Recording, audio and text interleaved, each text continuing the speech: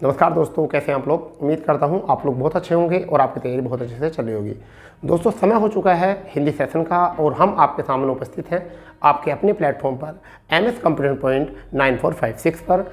और 7 बजे डेली यह क्लास हमारी आपको उपलब्ध होती है और हम हूबहू होते हैं। तो जो लोग अभी तक लाइव नहीं आए हैं वो अपने दोस्तों में शेयर कर दें, ज़्यादा से ज़्यादा इसे शेयर कर दें, क्योंकि सभी लोग जो हैं आ जाएंगे लाइव तो वो और भी अच्छे से हम इसको पढ़ाने वाले हैं। तो दोस्तों, हमारा सेशन जो शुरू हो रहा है हिंदी में, अप्रोक्सीमेटली हम लगभग 30 क्लासें आपको प्रोवाइड करा चुके हैं हिंदी में। डेली 7 बजे आपको हम ये क्लास कराते हैं।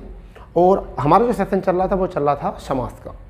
और समास में हम आपको पढ़ा चुके हैं अव्यय समास, समास कितने प्रकार के होते हैं इसकी एक क्लास ली थी हमने, फिर अव्यय समास की एक क्लास ली, फिर तत्पुरुष समास के भेद हम पढ़ा चुके हैं।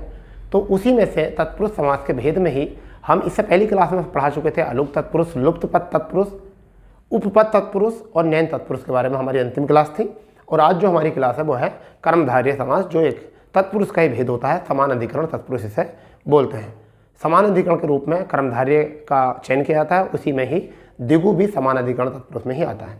तो सबसे पहले कर्मधारय, कर्मधारय की परिभाषा हमको पता होनी चाहिए, क्योंकि जब तक हमें कर्मधारय की परिभाषा नहीं पता होगी जब तक हम इस सवाल को नहीं कर सकते। यहाँ पर क्या है समझिए, जिस समास के दोनों पद, इसमें क्या होता है, जिस समास के दोनों पद, जिस समास के दोनों पद विशेष्य विशेषण, कैसे विशेष्य विशेषण, विशेष्य विशेषण या विशेष्य विशेषण या उपमेय उपमान, उपमेय उपमान, उपमेय उपमान का भाव सूचित करते हो या सूचित करते हो या होता हो, करते हो, ठीक है, उसे कर्मधारय समास कहते हैं। कर्मधारय समास कहते हैं। क्या कहते हैं उसको? कर्मधारय समास कहते हैं। बच्चा एक नोट और कर लेना आप, एक बात आप नोट और कर लेना इसके साथ साथ, अगर चाहो तो आप इसको नोट कर लेना। वो नोट क्या है कि पूर्व पद आप समझ चुके हो, पूर्व पद क्या होता है। एक आपका उत्तर पद आप समझ चुके हो कि उत्तर पद क्या होता है।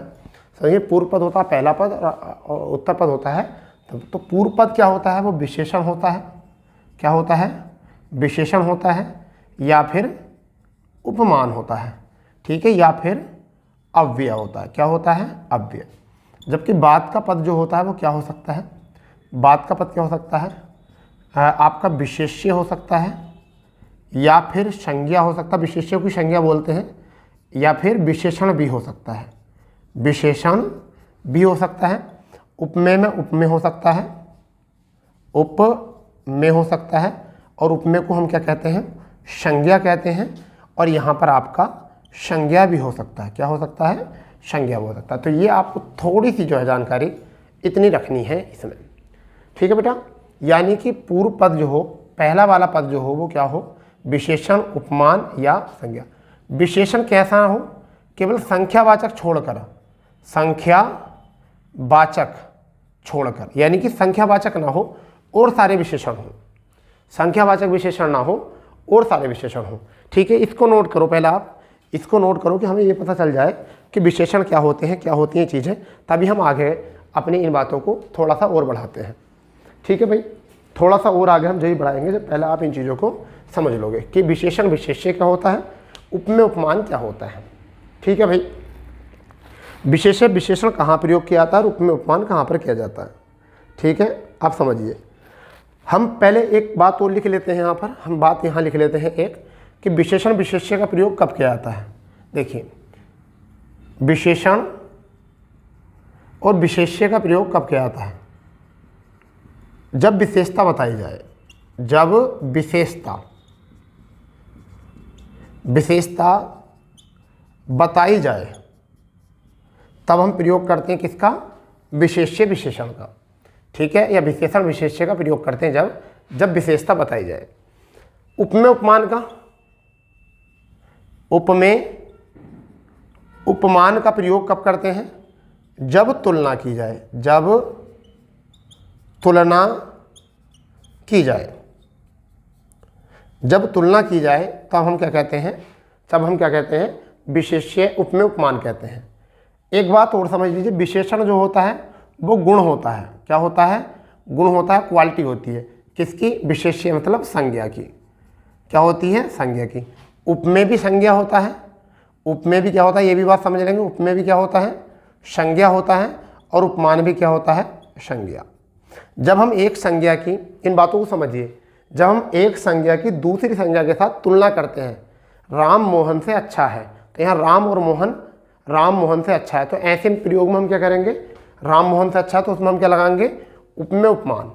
अगर मैंने लिखा कि राम मोहन से अच्छा है, तो किससे तुलना कर रहे हैं? मोहन से, तो ये हो गया उपमान, उपमान। और किसकी तुलना कर रहे हैं? राम की, तो ये हो गया उपमेय। तो इन बातों को समझना चाहिए। जब ये भी संज्ञा है, ये भी संज्ञा, जब दो संज्ञाओं में तुलना का भाव होता है, जब दो संज्ञाओं में बेटा तुलना का भाव होता है, तो उस समय पर हम किसका प्रयोग करते हैं?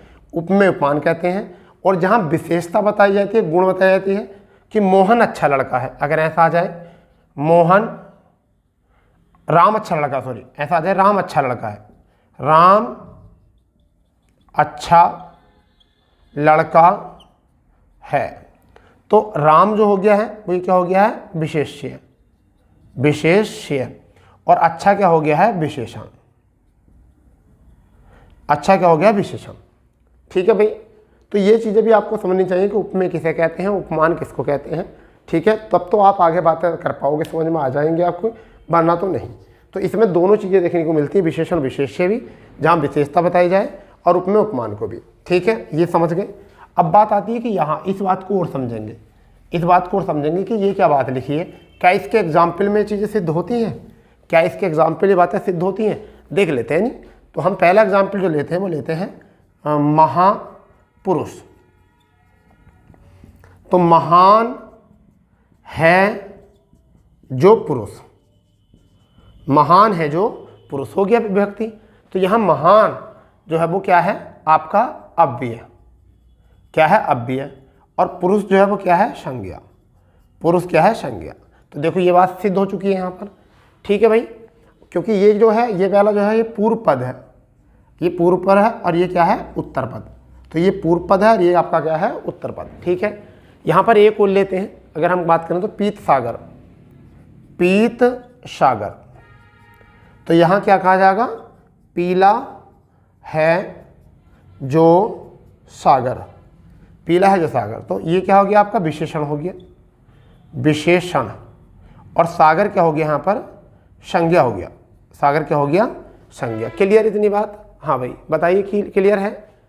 ठीक है भाई, हाँ जी बताइए, बिल्कुल बिल्कुल ठीक है। चलो हाँ, एक लिख लेते हैं घनश्याम, ये भी सही कह रहे थे आप, घनश्याम।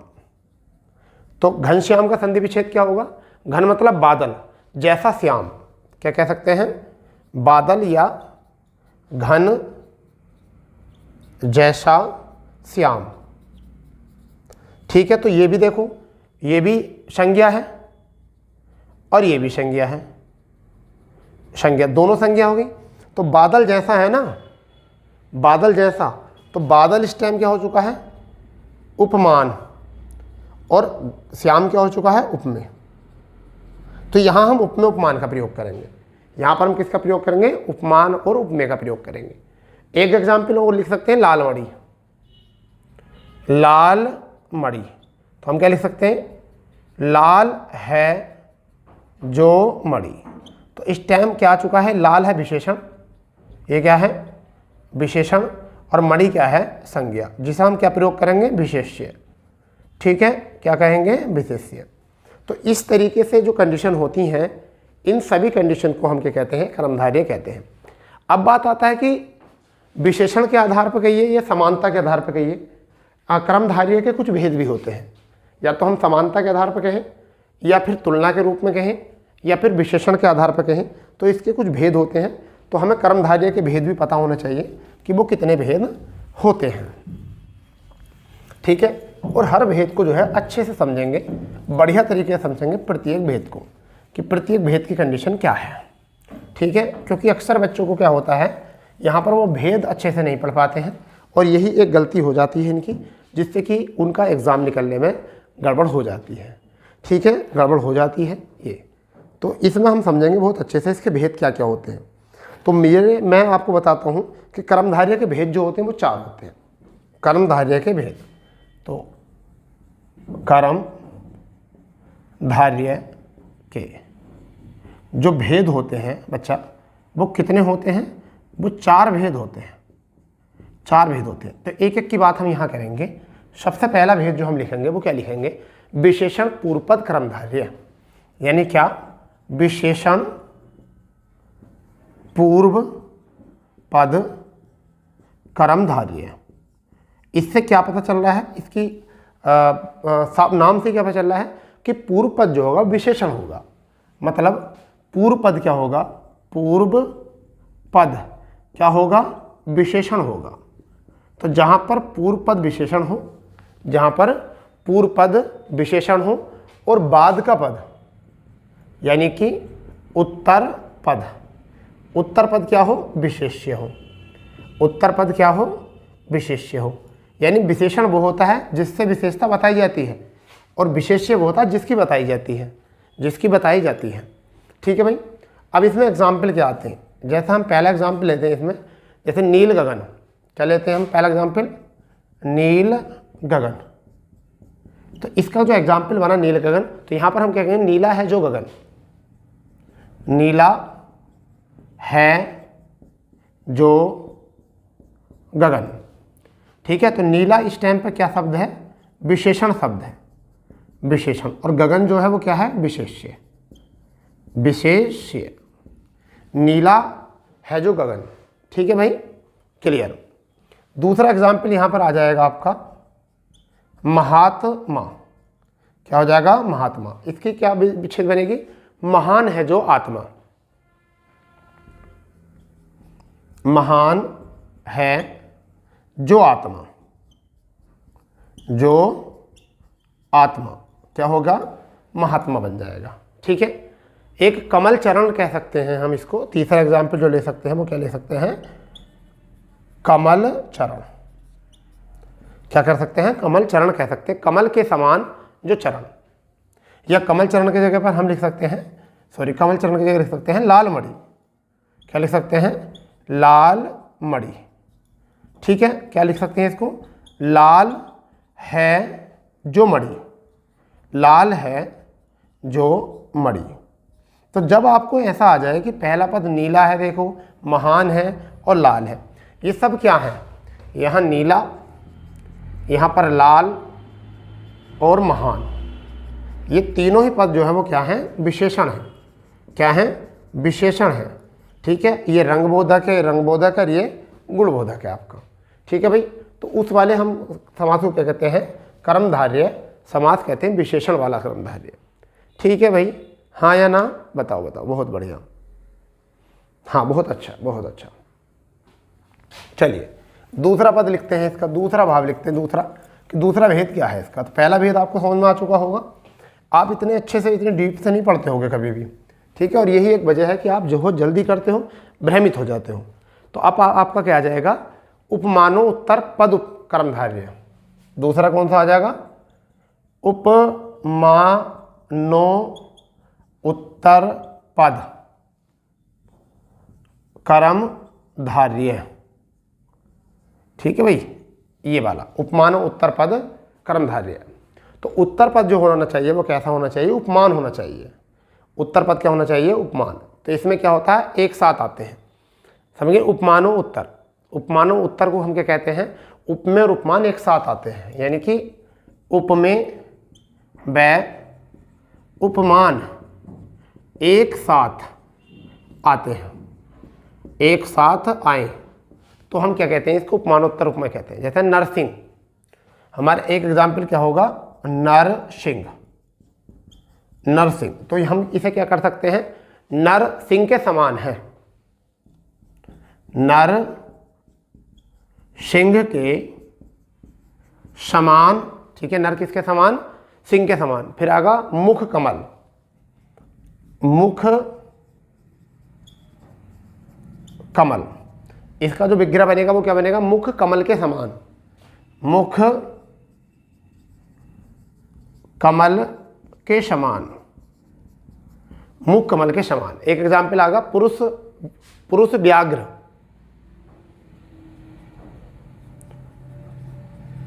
पुरुष व्याघ्र, तो यहां क्या बन जाएगा बेटा, यहां बन जाएगा पुरुष व्याघ्र के समान, पुरुष व्याघ्र के समान, पुरुष व्याघ्र के समान, यहां बन गया। कर लो इसको भी नोट अच्छे से, ठीक है। तो यहां पर क्या होता है, उपमान उत्तर पद में होता है। उपमान जो होता है वो किस में होता है, उत्तर पद में होता है। एक साथ तो आते हैं, परंतु यहाँ उपमान जो होता है वो क्या होता है, उत्तर पद में होता है। मैं यहाँ लिख सकता हूँ इसको ऐसे भी लिखा जा सकता है, उपमान जो है उत्तर पद में होता है। इसकी परिभाषा ऐसे लिख सकते हैं, उपमान उत्तर पद में हो तब कौन सा होता है, उपमोपत होता है। तो उत्तर पद क्या होता है, सिंह। तो देखिए नर जो है वो किसके समान है, सिंह के। नर किसके समान है, सिंह के। तो ये क्या है आपका उपमान है, उत्तर पद। कमल जो है, मुख जो है किसके समान है, कमल के। तो ये क्या है, उपमान है। यहाँ पर व्याघ्र यानी पुरुष व्याघ्र की तरह है, तो यहाँ पर क्या है, उपमान। तो यहाँ सीधे सीधे शब्दों में समझो, ठीक है। अब यहाँ पर ये क्या है, उपमेय है, ये उपमेय है, ये भी क्या है, उपमेय है, और यहाँ भी क्या है, उपमेय, ठीक है। जिसकी विशेषता बताई जाती है यानी जिसकी समानता बताई जाती है वो होता है उपमेय, और जिससे बताई जाती है उपमान। तो यहाँ नर को किसके समान बताया है, सिंह के। तो ये हो गया उपमान और ये हो गया आपका उपमेय, ठीक है भाई, हाँ है ना। बहुत बढ़िया भाई, बहुत बढ़िया, ठीक। चलिए एक और होता है, इसमें चार होते हैं, अभी दो भेद हुए हैं, चार होते हैं, अभी दो भेद हुए हैं। आगे देखते हैं, आगे देखते हैं बेटा और कौन सा है। आगे जो आएगा वो आएगा आपका उपमान पूर्व पद। क्या आ जाएगा तीसरे नंबर पर, उपमान पूर्व पद कर्मधारय, ये आपका बन जाएगा, ये बन जाएगा उपमान पूर्व पद कर्मधारय। इसमें क्या है कि उपमान पूर्व पद में होता है, उपमान किस में होता है, पूर्व पद में होता है, तथा उपमेय उत्तर पद में होता है। ये परिभाषा है इसकी, बड़ी प्यारी परिभाषा, समझ लो। तो यहाँ पर हम इसको यहाँ से भी लिख सकते हैं कि पूर्व पद और उत्तर पद, ठीक है। तो आपका क्या है, पूर्व पद में क्या है, उपमान, और उत्तर पद में क्या है, उपमेय।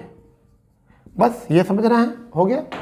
जैसे घनश्याम, जैसा हम लिख सकते हैं घन श्याम, तो हम इसे क्या लिखेंगे, हम क्या लिखेंगे, घन जैसा श्याम।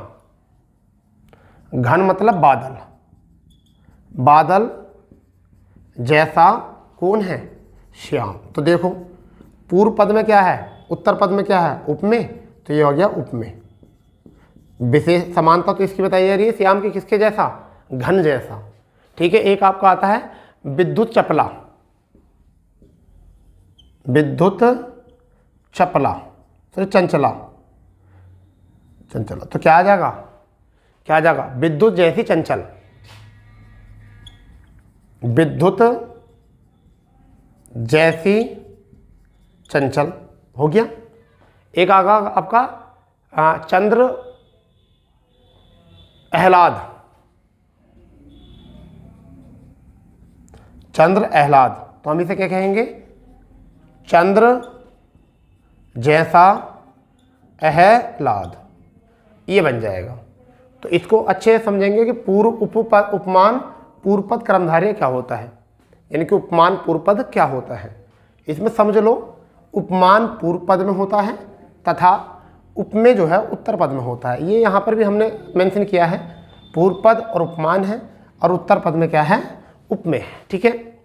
इसके ऊपर एग्जाम्पल यहाँ पर घनश्याम, यानी घन मतलब बादल होता है, और जैसा कौन है, श्याम है। तो जो होता है जैसा वो उपमेय होता है। आगे विद्युत चंचला है, विद्युत चंचला यानी विद्युत जैसी चंचल, ठीक है। चंद्र आह्लाद, चंद्र जैसा आह्लाद, ये हो गया आपका यहाँ से क्लियर, ठीक है बेटा। चलिए 3 भाग हो चुके हैं, चौथा आपका क्या आएगा इसमें देख लेंगे ज़रा।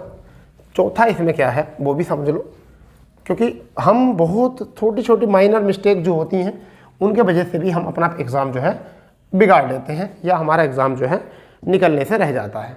और हम क्या है कि हम जो है ना आज के शॉर्ट ट्रिक के मामले में फंस गए हैं, और हम आज शॉर्ट ट्रिक इतना करते हैं कि हमें ऐसा लगता है कि बस पूरी दुनिया ज़िंदगी शॉर्ट ट्रिक पे चल रही है, परंतु ये तत्काल अवस्था में जो है शॉर्ट ट्रिक रुक जाती है। समझ गए? मतलब कई बार ऐसा होता है हमें लगता है कि आज का जो युग है वो शॉर्ट ट्रिक पर डिपेंड है, क्योंकि सभी टीचर्स जो है वो हिंदी, जीएस, मैथ्स कुछ भी हो उसी को शॉर्टकट बताना शुरू कर दिया है। परंतु क्या होता है कि शॉर्टकट जो होते हैं कुछ समय के लिए जो है वह ठीक लगते हैं, तत्काल समय के लिए शॉर्टकट अच्छा लगता है, परंतु जब एग्ज़ाम टाइम जब तक करीब आता है जब तक बच्चे जो है शॉर्टकट भूल जाते हैं। इतनी सबसे पहली बात होती है कि आपको अपना बेस मजबूत करना चाहिए, बेसिक करना चाहिए, उसके बाद में शॉर्टकट तो तुम खुद बना लोगे, अपने आप शॉर्टकट ढूंढ लोगे, ठीक है। और वो शॉर्टकट बहुत लंबे समय तक याद भी रहेगा आपके। इसलिए पहले कोशिश करिए आप सभी चीज़ों को गहराई से समझिए कि वो चीज़ें क्या होती हैं, फिर अपने आप उनको शॉर्टकट बनाइए। दूसरे के शॉर्टकट पर जाओगे तो उस दूसरे को ही याद रहेगा, आप रहे तो लगभग 8 से 10% या 20% शॉर्टकट याद रख पाओगे, ठीक है बेटा। तो अभी हमारा यहाँ पर एक चौथा जो भाग है वो आपका है विशेष्योपद कर्मधारय, यानी कौन सा होता है? विशेष्योपद कर्मधारय, कर्मधारय, ये चौथा भाग होता है। इसमें क्या होता है? दोनों पद विशेषण होते हैं। क्या होता है इसमें? दोनों पद विशेषण होते हैं। दोनों पद क्या होते हैं? विशेषण होते हैं। दोनों पद जो होते हैं क्या होते हैं बेटा? इसमें विशेषण होते हैं, ठीक है। इसमें इतनी बात है, जैसे आपका एग्जाम्पल हो जाएगा नील पीत, नील डैश पीत, ठीक है। तो इसका नील का मतलब जो होता है वो क्या होता है? नीला, ठीक है। और इसका मतलब क्या होता है? पीला। अब तुम्हारा समझ में आ रहा होगा जैसे द्वंद्व में विपरीत होता है, यहाँ विपरीत नहीं होता है, वहाँ पर संज्ञाएं होती हैं, यहाँ क्या है? विशेषण है। दोनों पद क्या है? विशेषण है। दूसरा आपका यहाँ पर एग्जाम्पल आ जाएगा जैसे कि कहनी अनकहनी, कहनी अनकहनी, अनकहनी, तो कहनी अनकहनी हो गया। तीसरा हम यहाँ लिख सकते हैं चर एचर, क्या लिख सकते हैं?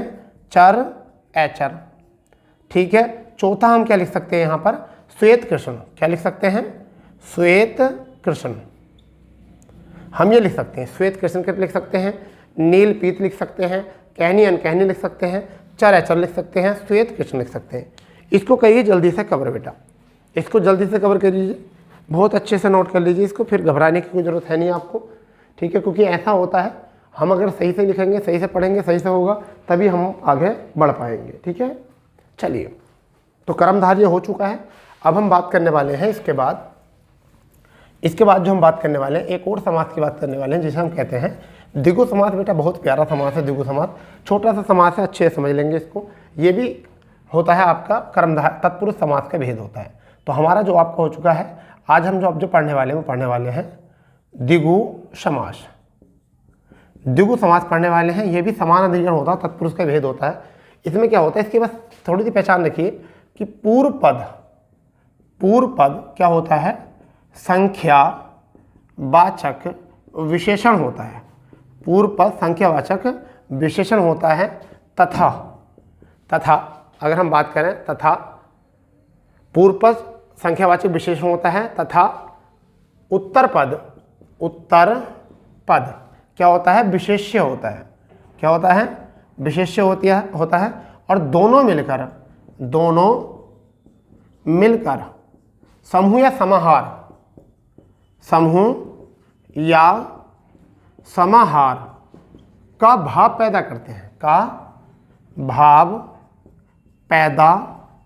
करते हैं, तो गौर से समझ लो इसको। पूर्व पद संख्यावाचक विशेषण होता है तथा उत्तर पद विशेष्य, दोनों पद मिलकर क्या होता है? समूह या समाहार का निर्माण करते हैं, यही होता है। जैसे कि हमारा पहला एग्जाम्पल जो होगा वो हो जाएगा तिरुभवन। क्या हो जाएगा? 3 भवनों का समाहार, तीन भवनों का समाहार, तीन भवनों का समाहार। दूसरा एग्जाम्पल आपका हो जाएगा नवग्रह, नवग्रह ये हो जाएगा 9 ग्रहों का समाहार, नवग्रहों का समाहार। ठीक है बेटा। तीसरा एग्जाम्पल हम यहाँ समझ लेंगे आपका दोपहर, तो क्या हो जाएगा, दो पहरों का समूह, दो पहरों का समूह। ठीक है। नवरत्न, नवरत्न, 9 रत्नों, 9 रत्नों का समूह, समूह। ठीक है बेटा। एक आपका जाएगा चतुर्वेद, चतुर्वेद, चतुर्वेद ये हो जाएगा 4 वेदों का समूह, 4 वेदों का समूह। ठीक है। एक आपका आ जाएगा दुपट्टा, दुपट्टा तो क्या आ जाएगा, 2 पटों का समूह, 2 पटों का समूह। बस आपको यही करना है, आपका हो चुका है द्विगु। ठीक है। यानी कि द्विगु समास में पूर्व पद संख्यावाचक विशेषण होता है और उत्तर पद क्या होता है, विशेष्य होता है। दोनों मिलकर समूह या समाहार का भाव पैदा करते हैं। तिरुभवन का मतलब होता है तीनों भवनों का समाहार। नवग्रह का मतलब होता है 9 ग्रहों का समाहार। ठीक है। और आपका इसके बाद होता है नवरत्न, नवरत्न में होता है 9 रत्नों का समूह। ठीक है। चतुर्वेद में होता है 4 वेदों का समाहार समूह। दुपट्टा होता है 2 पटों का समूह। ठीक है बेटा, इतना ही करना था। तो आज का सेशन यहाँ पे रोकते हैं। 2 समास हमने करा दिए हैं। कल जो हम कराएंगे वो कराएंगे द्वंद्व और बहुब्रीहि समास कराएंगे, और फिर देखेंगे किन किन में क्या क्या अंतर होता है। कल का हमारा समास का टॉपिक हो रहा है, फिर हम नेक्स्ट देखते हैं आगे क्या होता है। ठीक है दोस्तों। तो फिलहाल में आपको सेशन में मजा आया होगा। छोटी छोटी क्लास इसलिए बनाते हैं जिससे कि आप लोगों को क्लास में पढ़ने में बोरियत सी महसूस ना हो। ठीक है दोस्तों। तो मिलते हैं अपने नए सेशन पर। जब तक के लिए जय हिंद, जय भारत, वंदे मातरम।